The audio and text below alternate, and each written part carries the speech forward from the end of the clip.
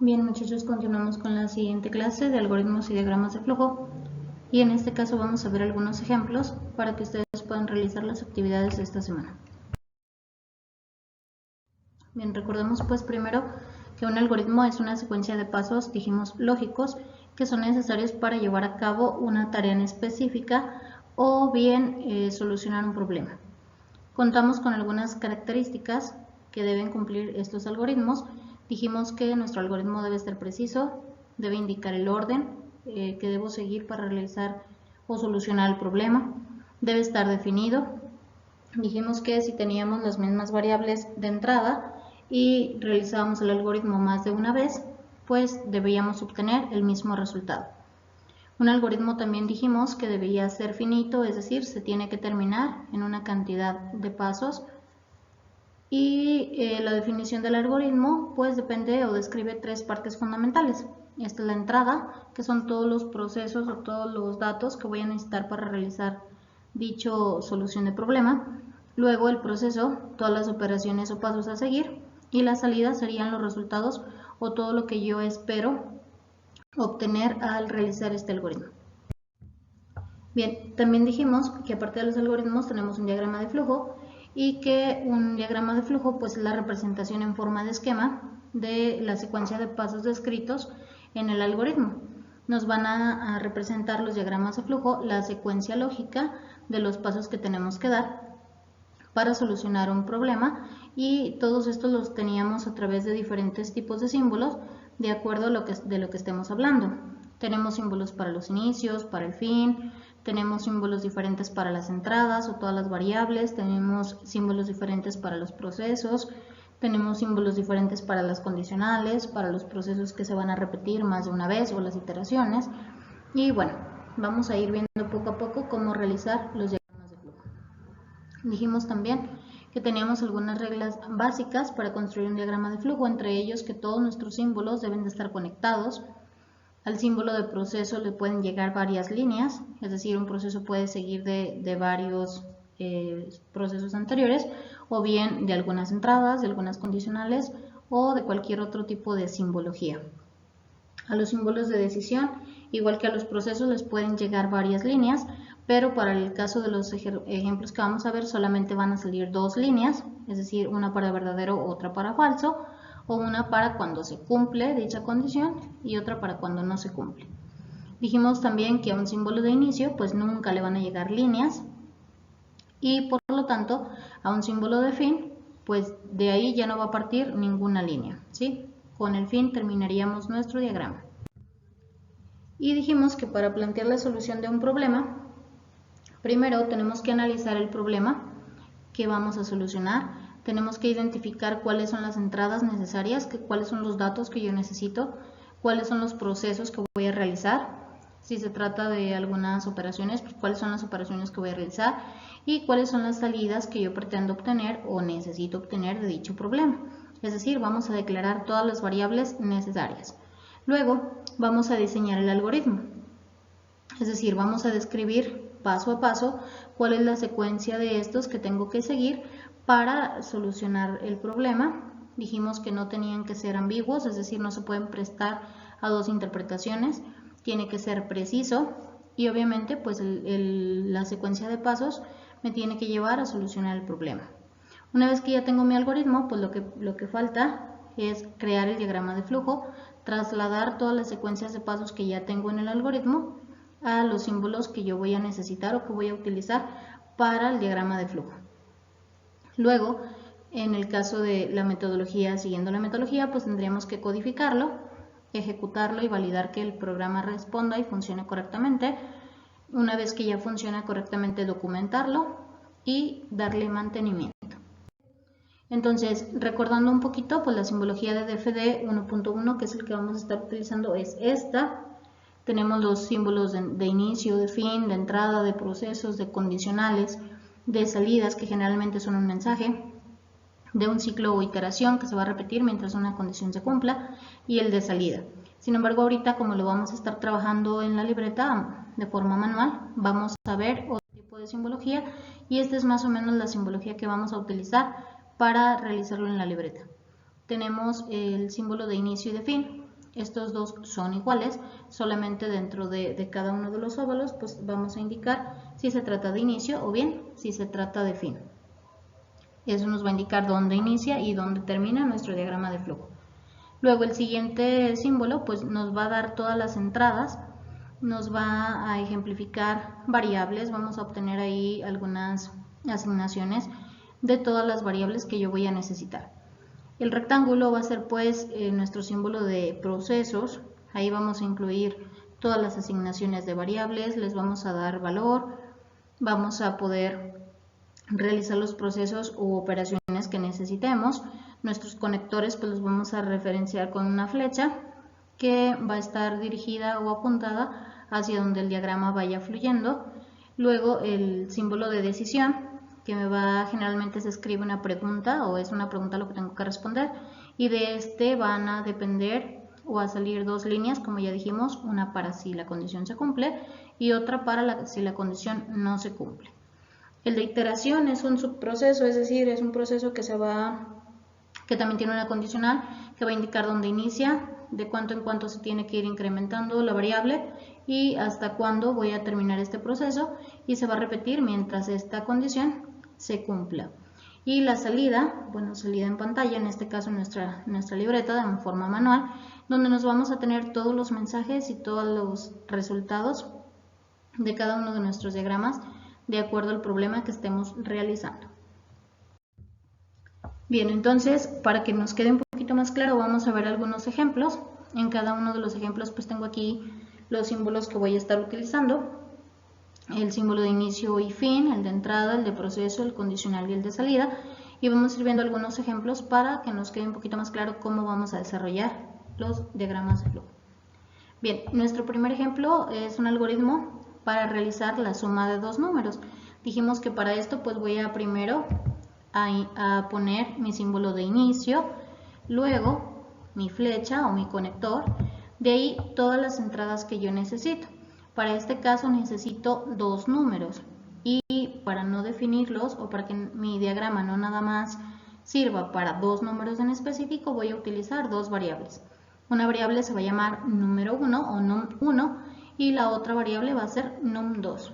Estas variables van a almacenar los datos que el usuario diga y van a poder cambiar de datos. Luego sigue otra vez mi conector y ahora sí mi proceso. ¿Qué es lo que necesito? Una variable que diga que la suma es igual al num1 más el num2, es decir, lo que el usuario diga que vale el número 1 más lo que el usuario diga que vale el número 2. Luego mi conector, finalmente mi salida, en donde me diga el programa la suma es suma. Todo lo que sea texto, esto lo vamos a ir viendo desde ahorita porque en DFD nos va a servir. Todo lo que sea texto va entre comillas.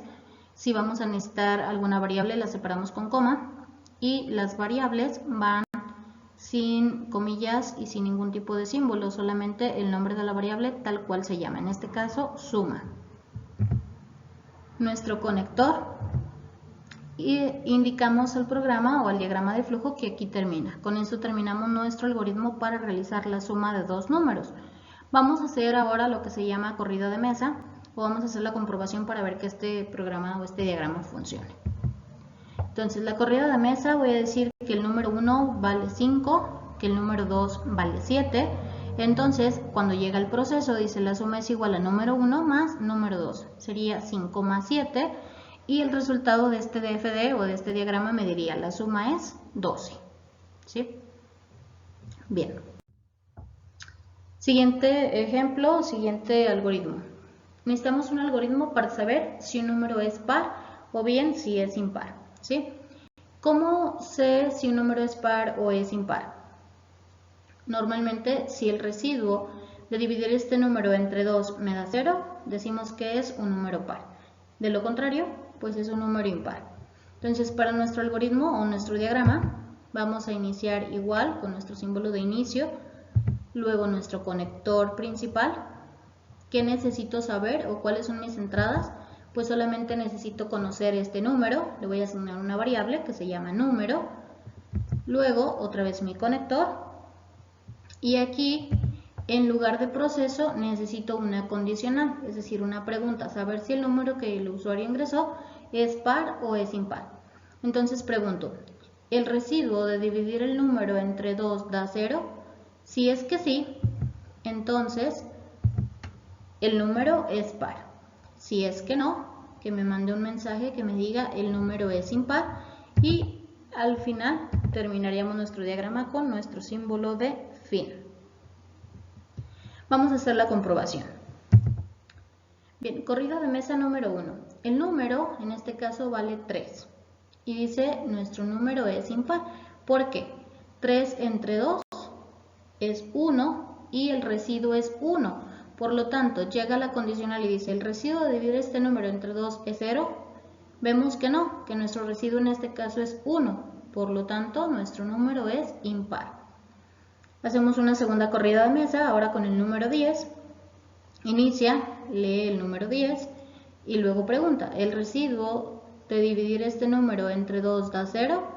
Vemos que 10 entre 2, da 5 y el residuo es 0. Entonces, para este caso, la condicional se cumple. Por lo tanto, el mensaje que mandaría este diagrama es, el número es par. Bien, seguimos pues. Bien, ahora vamos a hacer un diagrama de flujo que calcule el promedio de un alumno y en base a este promedio me diga si el alumno aprueba o bien si el alumno reprueba, basado en el supuesto de que un alumno aprueba con un promedio de 6 o superior. ¿Sale? Entonces, ¿qué necesito? Primero, mi símbolo de inicio, mi conector principal o inicial. Luego, ¿cuáles son las entradas que yo necesito? Necesito conocer, para este caso vamos a suponer que el promedio es de 3 calificaciones, entonces vamos a obtener las variables de la calificación 1, la variable de la calificación 2 y la variable de la calificación 3 que van a ir almacenando dichas calificaciones que el alumno haya obtenido. Conectamos con nuestro símbolo de flecha o conector y vemos que nuestro proceso en este caso es una operación. El promedio, que es una variable que va a almacenar el valor del promedio, va a ser igual a la suma de las 3 calificaciones, es decir, calificación 1 más calificación 2 más calificación 3, todo esto dividido entre 3. En este caso, como son solamente 3 calificaciones, lo podemos hacer de esta manera, ¿sí? Sin necesidad de poner una variable extra. Luego, ¿qué necesito? El conector. ¿Puedo dar ya la salida? ¿Ya con esto puedo decir si el alumno aprueba o reprueba? No, necesito preguntar, es decir, una condicional en donde pregunte el programa, ¿el promedio que obtuviste ahorita es mayor o igual que 6? Si es que sí, entonces que me diga el promedio del alumno y luego que me diga si el alumno aprueba. Segundo, si el promedio no es mayor o igual que 6, que me diga, ¿sabes qué? El promedio es tanto, por lo tanto, tu alumno reprueba. Es decir, si el promedio es mayor o igual a 6, diría el promedio es, por ejemplo, 7, por lo tanto, aprueba. Si no, diría, por ejemplo, el promedio es 5, por lo tanto, reprueba. Estos dos mensajes de salida, pues los voy a conectar, ahora sí, con mi símbolo de fin. Vamos a realizar la corrida de mesa para ver cómo funcionaría. La corrida de mesa número 1 diría, calificación 1 es igual a 10, la calificación 2 es igual a 8, la calificación 3 es igual a 9. Por lo tanto, en mi proceso el promedio obtendría el valor de 10 más 8 más 9, todo esto entre 3. Por lo tanto, la variable promedio sería igual a 9. Y diría, el promedio es mayor o igual a 6, es decir, 9 es mayor o igual que 6. Sí, por lo tanto, el mensaje del diagrama diría, el promedio es 9, por lo tanto, aprueba. Recuerden que cuando es un mensaje lo ponemos entre comillas, cuando es una variable la separamos con coma y solamente ponemos el nombre de la variable. Y terminaría mi diagrama. Para el segundo caso, la segunda corrida de mesa, la calificación 1 es 5, la calificación 2 es 6 y la calificación 3 es 5. Por lo tanto, en mi proceso, el promedio sería igual a 5 más 6 más 5, todo esto entre 3 y el promedio sería igual a 5.3. Llega la condicional y pregunta, ¿el promedio es mayor o igual que 6? Es decir, 5.3 es mayor o igual que 6. No, es menor. Entonces diría el promedio es 5.3, por lo tanto reprueba, ¿sí? Igual recuerden de nuevo los mensajes entre comillas, las variables, solamente el nombre de la variable, todo esto separado por comas. Bien, vamos a ver un último ejercicio. Necesito crear un diagrama de flujo que convierta una cantidad ingresada por el usuario en centímetros, que la convierta a pulgadas, a metros y a milímetros. Y tenemos aquí las equivalencias, ¿sí? Un centímetro es igual a 0.393701 pulgadas, un centímetro también es 0.01 metros y un centímetro es 10 milímetros. Con estos datos vamos a realizar nuestro diagrama de flujo. De nuevo, iniciamos con nuestro símbolo de inicio, nuestro primer conector, y ahora las entradas sería la variable de centímetros, para mi caso la llamé CM, donde el usuario va a ingresar una cierta cantidad, nuestro siguiente conector, y tenemos un proceso. En este proceso vamos a asignar los valores y qué es lo que necesito hacer para cada uno de los datos que el usuario, para el dato que el usuario me ingrese y las conversiones que necesito. Tengo tres variables, una de pulgadas que yo la llamé IN, una de metros que yo la llamé M y una de milímetros que yo la llamé MM. Estas variables pueden cambiar de acuerdo a como ustedes lo quieran poner. Entonces, la variable de pulgadas, en este caso IN, sería igual a los centímetros que el usuario ingrese por la equivalencia de centímetros a pulgadas, es decir, sabemos que un centímetro es 0.393701, entonces lo voy a multiplicar por la cantidad de centímetros que el usuario ingrese de entrada, ¿sí? Lo mismo para los metros, pero en este caso por 0.01, y lo mismo para los milímetros, pero en este caso por 10. Ahora, ¿qué seguiría? Obviamente nuestro conector, y luego, como ya tenemos nuestros procesos, hicimos en un solo proceso las tres operaciones, pues voy a mandar también en secuencia las tres salidas o los tres mensajes. Podríamos haber mandado un solo mensaje en que englobara los tres resultados o los tres datos. Sin embargo, yo decidí enviar un mensaje para cada una de las conversiones, y con esto, cuando lo traspasemos a DFD, pues lo único que vamos a hacer es que después de cada mensaje vamos a dar un enter o clic en aceptar y me mandaría el siguiente mensaje, ¿sí? El primer mensaje diría: los centímetros, no sé, la cantidad de centímetros ingresados equivalen a tantas pulgadas. Luego, los centímetros ingresados equivalen a X cantidad de metros, y los centímetros ingresados también equivalen a cierta cantidad de milímetros. Recuerden de nuevo, todo lo que son comentarios va entre comillas, todo lo que son variables se escriben tal cual el nombre de la variable y se separan con comas. Vamos a ver aquí una corrida de mesa para que nos quede un poquito más claro. Vamos a suponer que el usuario ingresa de entrada 100, ¿sí? 100 centímetros. Por lo tanto, llegaría y diría el proceso: las pulgadas van a ser igual a 100 por 0.393701. Metros son igual a 100 por 0.01. Y milímetros es igual a los 100 por 10, ¿sale? Entonces, en el primer mensaje diría: los 100 centímetros ingresados equivalen a 39.3701 pulgadas. Recuerden que todos los datos o todas las variables van sin comillas y solamente separadas por coma. Luego, en el siguiente mensaje diría: los 100 centímetros ingresados equivalen a un metro. Sí, bueno, dice metros porque puede ingresar más de 100 centímetros, ¿verdad? Bien, y el tercer mensaje diría: los 100 centímetros ingresados equivalen a 1000 milímetros, ¿sale?